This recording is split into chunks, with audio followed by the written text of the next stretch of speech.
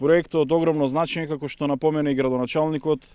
кој што со многу напорна работа, со координирана активност помеѓу општината и министерството, еве денеска сме овде да означиме отпочнување со градежните работи на проект со вредност од околу 85 милиони денари. Драго ми е што после долги години еве започнуваме, а убеден сум дека ќе стигнеме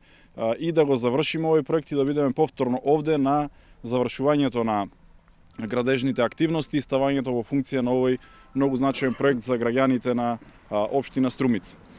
Она кое што сакам исто така да го потенцирам е дека во општина Струмица имаме доста други значајни проекти, секако и проектот за улицата Братство и единство, тоа е булевар кој што Министерството даде поддршка и очекувам оваа пролет да продолжи со работа. Драго ми е што веќе и мостот кој што го најави градоначалникот е